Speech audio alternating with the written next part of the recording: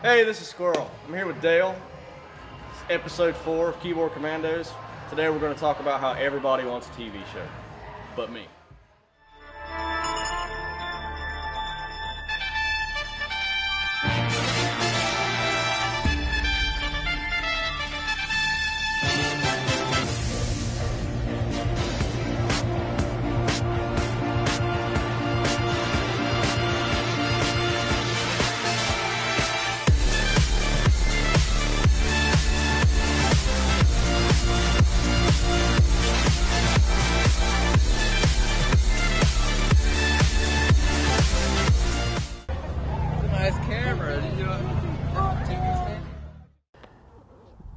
So the hills of Mountain Empire are a long way from the hills of Hollywood, and talking about a TV show is something that a lot of people think crazy. But why? There's 3 things that the area are known for, and that's racing, music, and storytelling. And basically, that's what this involves. Project Race This is about telling the story of racing in the Mountain Empire and giving you that inside view. Now, first off, when you say people want a TV show, the most common phrase for that is what people want. You know, I'd like to have a TV show that I can watch that entertains me. I've got 500 channels and there's nothing on. Then there's a few that when they say they want a TV show, they think of a network deal and they want fame and fortune and they want to be somebody. This was thunder and this was lightning. Hey man, I tell you what, I'm the meanest, most ornery son of a bitch that ever sat between a pair of Doc Martens. Tell you what, Doc Martens. Write that down. Is that on TV? We'll put the rich out of business with the pistol. No.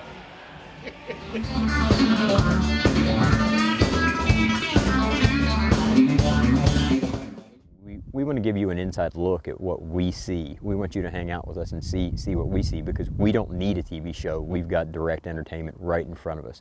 We live it, we breathe it, we are a part of it.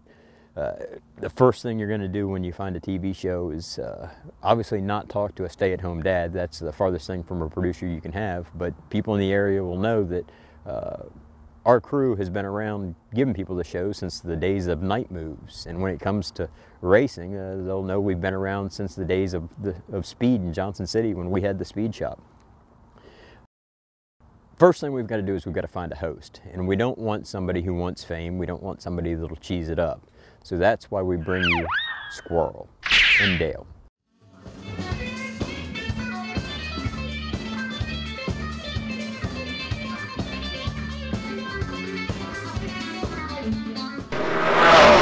In the Mountain Empire, what do you want to see if you come and hang out here? Well, obviously, one of the top spots that everybody knows outside of the area is Bristol Motor Speedway. And here we are at Bristol Motor Speedway. We're about to go inside and meet with the top brass. We've been working with them for years now, trying to work together to improve the grassroots community. Racing isn't all about the action on the track. A lot of it is about your friends and your family and getting together and having a good time and enjoying the adventure that the weekend is. Obviously, that isn't limited to just the racetrack, because we've got rod runs in Gatlinburg, we've got cruise-ins in Elizabethton on Saturday night, and multiple other towns around the area, and we hope to bring a little bit of that to everybody. We want to expose to you what's the best in the region, where to be, when to be there, and who's who of the Mountain Empire's hot rodding community. So join us, check out what we've got here. We've got a little interview, so to speak, to let you know our host. We're going to cut now to the clips with Squirrel and Dale and let you see this isn't some Hollywood production. These are real guys. These are real people that turn wrenches, that understand hot rodding. It's their autoculture is their lifestyle. So take a peek, get to know Squirrel and Dale, and let us know what you think.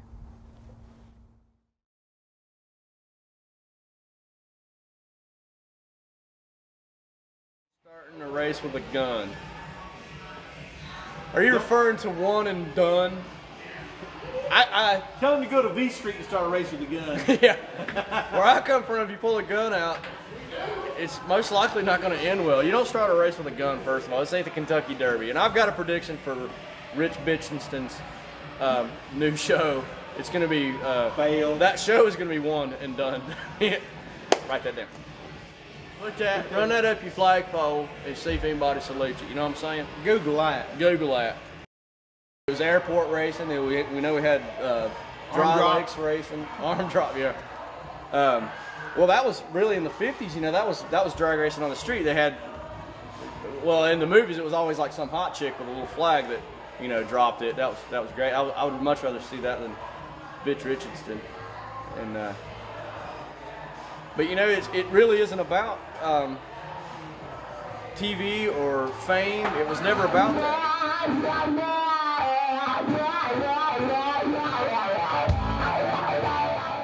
I think California did get the most attention because it was right there where it could be filmed, but it was all over. I mean, it was really just guys coming, mostly back from World War II or earlier. It started before World War II, but it really got a leap, just like with motorcycles. The guys coming back from the war, they wanted some action. You know, and all these motorcycle clubs started. They just wanted to run around on their motorcycles. Same thing with the racers. They had to have something to fulfill that adrenaline rush. Drag racing, I think, came about just kind of like what we do here with the street fights, to get kids off the street in the beginning, and then when they realized they had a safe place to do it, they started going faster and faster and faster because it was a controlled environment where you were less likely to get killed. I mean, of course, a lot of people got killed, but you know, like Don Garlitz, I mean, that guy did more for drag racing than any single person on the planet. Builder shows. Pimp My Ride, you know, They're mainly builder shows. Yeah. Not, how many, you know, how big of a wheel can we put on this, you know, Escort?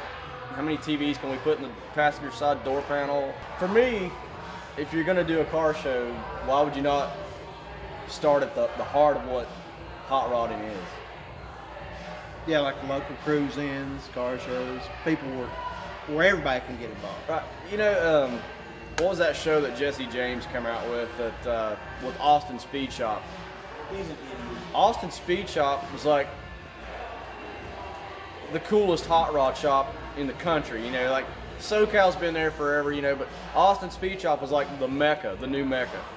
And then I was excited to see that like a traditional hot rod shop was getting some attention, and they were building hot rods like I like. I mean, I like the way it would have been done then.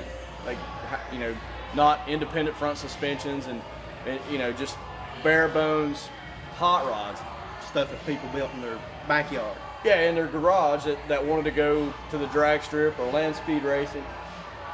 And then they get on there and they started building like movie stunt cars. I don't care about a movie stunt car. I want to see what this guy's going to do with that Cadillac motor he drug out of the junkyard 20 years ago, and he's been just sitting on it waiting for a car to put it in, like a Model A or a 32 Ford or a 33 Ford. They don't even show you how to build anything. They just kind of like show you bolting you know, a rotor or a hub on or something, and it's like, You know, you've got all these shows that show how the guys build the cars and all, but you don't have a show that shows what they do with the cars after they get them built. like going back to that one show, but they built a 32 Ford to take on a run. That was kind of cool, but like I said, they strayed away from what I thought would have been a great idea for a show into building garbage. I mean, Jesse James is probably the greatest fabricator you could talk to. I mean, he can make anything. But I don't care to see somebody take a NASCAR and make it into a wannabe Indy car. I don't care. I talked to a guy that was the first host of Muscle Car Garage, and I asked him, I'm like, how up to par are these cars? And he told me there's done and then there's TV done. And he said TV done just basically sucks. They halfway do everything. If you gave me a show that they showed me how to do this stuff, which I would appreciate, but I get that probably the average guy is not going to get into that. You know, you got to appeal to mom and dad. You know, mom's going to want to see the drama or something. I don't know. I don't get it. Drama. Can't avoid it. Ain't nobody got time for that, though. Let's talk about that for just a second, because one thing we've learned is that we can't avoid drama in trying to produce this.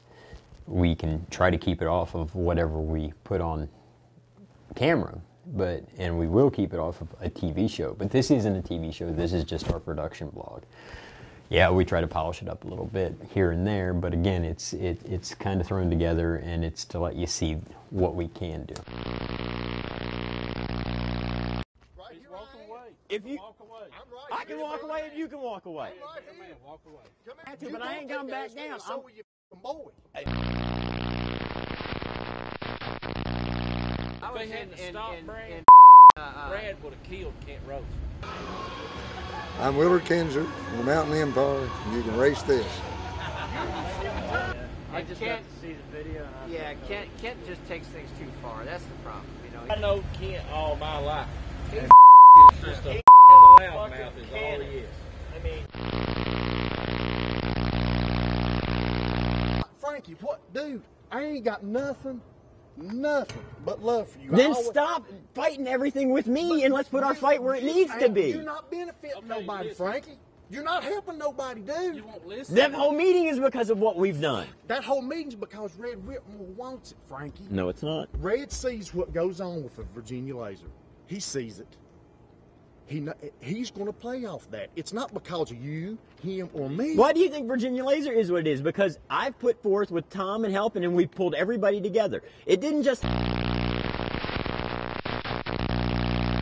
Because I'm not going to let you boys take credit anymore for the work that we've put forth. They're doing it right now. They Frankie. can't... We always are able to work through it, though, through discussion and through the fact that, you know, we're all passionate. We may not see eye to eye, but we all want the same things. We want improvement in the community as far as the racing goes, and what there is to offer. You be real with yourself and be real with these people, and this happen.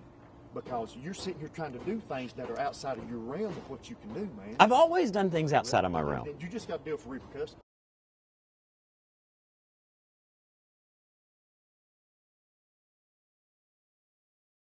Like I said, you know, we want to keep the drama off camera as much as possible. For the TV show itself, we want to give you the 3 segments. We want to put together a half-hour TV show that'll bring you a little bit of a talk show format, a little bit of a event highlight, and a little bit of a local spotlight for some of the people that deserve a little bit of attention in the area. For the drama, you have to continue on the website, the Facebook fan page.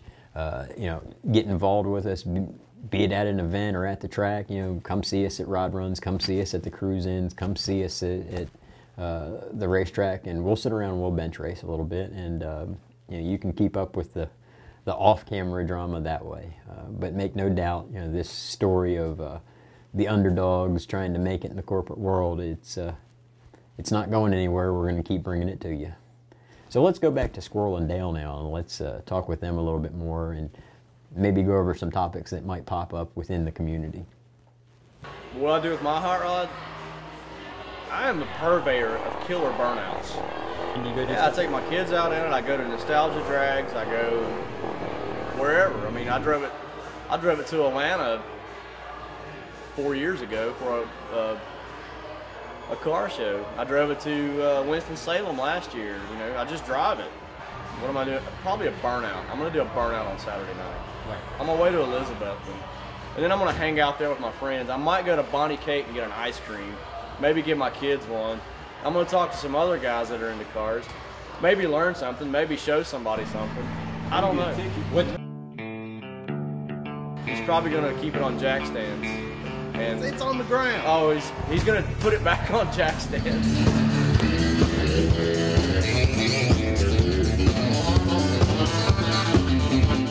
Well, I mean, the Mountain Empire, we've got, you know, the Rod Runs and Pigeon Forge, you know, which, like you say, it brings people in from all over the country. You know, Yeah, it's a big mess, but it's really cool if you can take your. My favorite part of the Rod Runs is if you can find a parking spot and get in a lawn chair and just sit on the strip and watch everybody cruise, because you can't cruise. you know, the best way to see it is, you know, to get in the back of a truck, get in a golf cart, and just cruise the strip. The last time I was in a golf cart, though, I almost got killed by Henry. I can have that clip in. That was awesome because, yeah, I saw my life flash before my eyes. Yeah, but you blew his door off. I did. We blew Henry's door off in a golf cart, and I would have landed right on that header, dude. You want to handle this? Well, I mean, you've always got a guy. You know, when you build it, you want to see how fast it is. You want to see if it's faster than your buddy's car. And drag racing's the way to do it. Because you just go to the track, pay your $5, pay your $10, and race. Yeah, every guy that has an ounce of testosterone wants to beat the guy next to him. So my car's faster than yours. No, I don't think your car's faster than mine. So we're going to find out. You know, it's best to go to the track and do it, but sometimes it happens on the street. I mean, and today that's just bad news to race on the street. So it's better if you get into some kind of sanctioned, you know, event. I mean, whether it's just something as simple as a local street fight, or you know, if you want to get into bracket racing. Where do I fit in? I'm a spectator. In the stand. Yeah.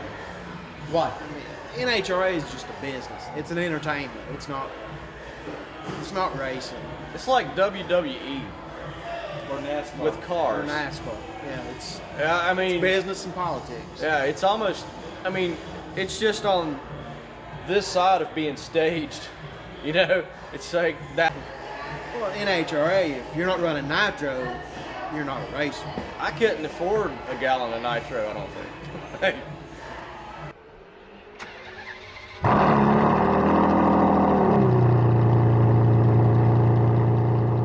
lot of cars are awesome if you can afford one. I mean, if I'd love to drive one. I mean, I'd like to go through the mountains with one. But to me, it's not much different than riding through the hills in my hot rod. I mean, you might have people show you a little more respect or thumbs up or whatever because you've got a $100,000 or $1 million Ferrari, but would I run out and buy one tomorrow if I could afford one? Probably. I'd get a Ford GT and then I'd put 2 turbos off of that sucker and I'd go to the standing mile in Texas and see how fast I could go. But most exotics are just people with enough money to buy them. They don't. Right.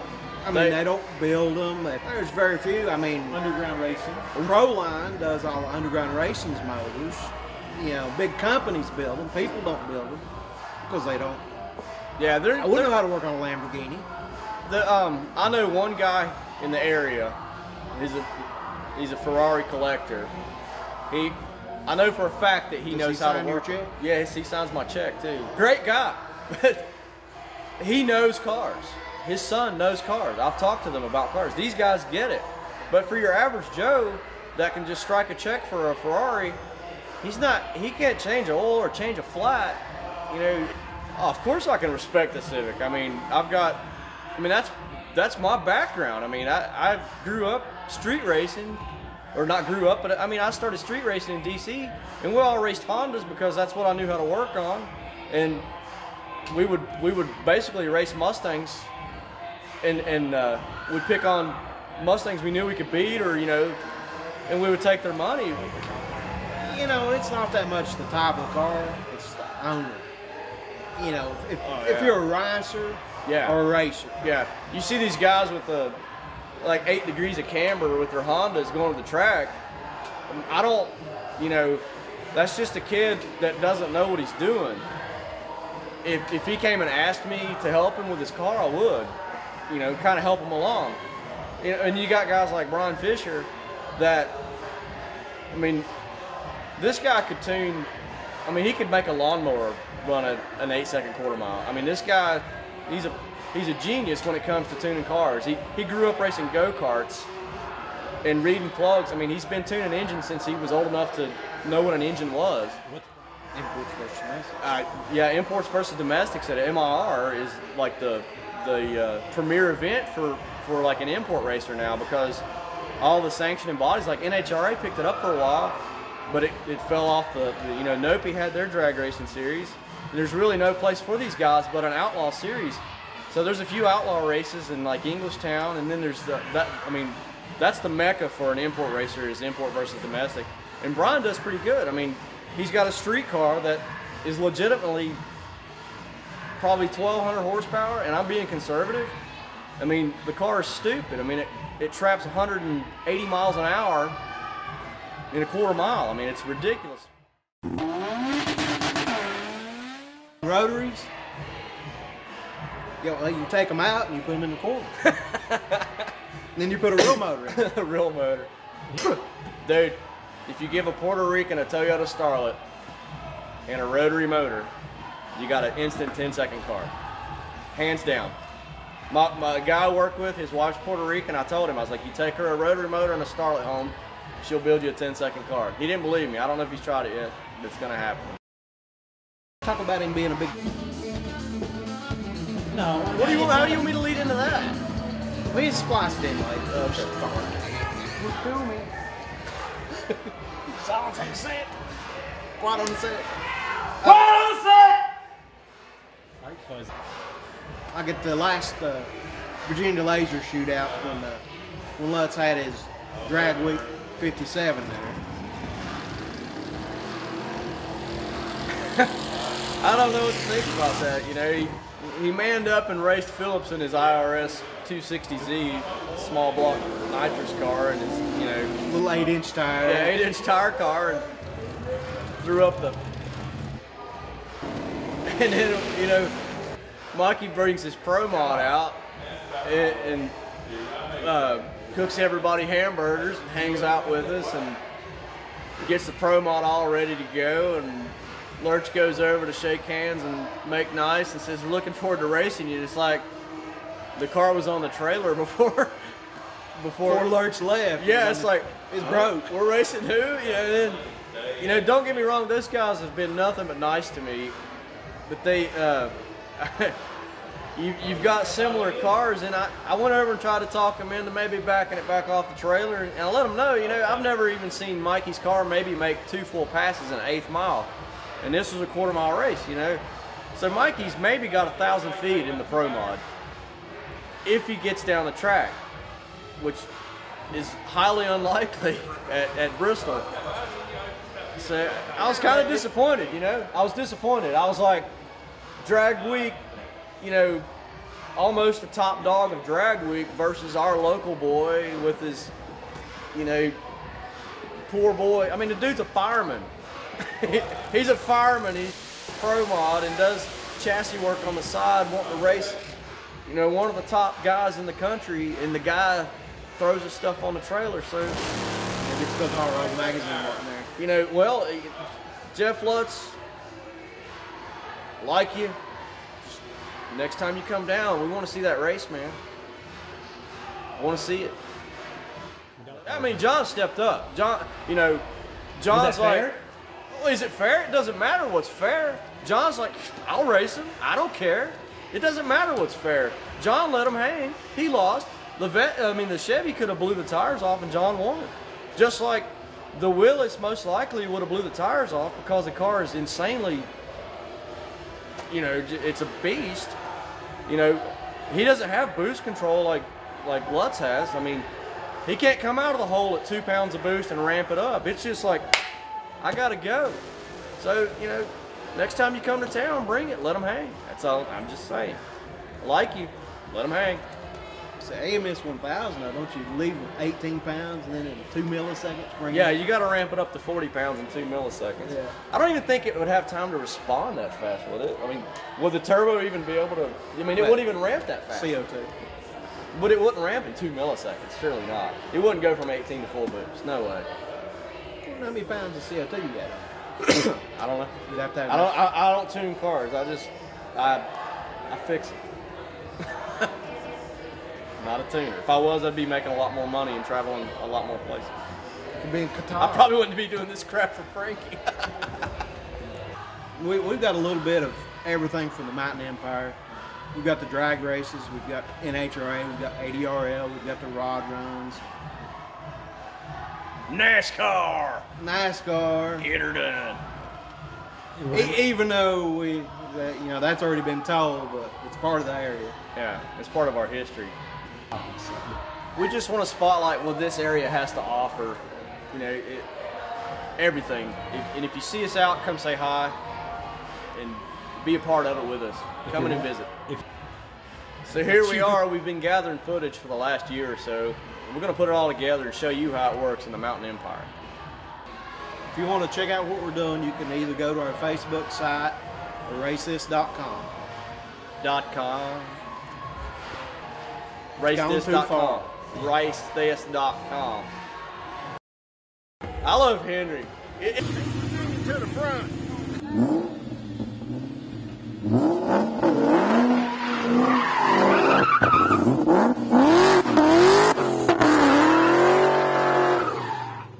You be my friend. Won't you be my neighbor? So I'm Squirrel. This is Dale. Join us as we bring you 2013. Pow!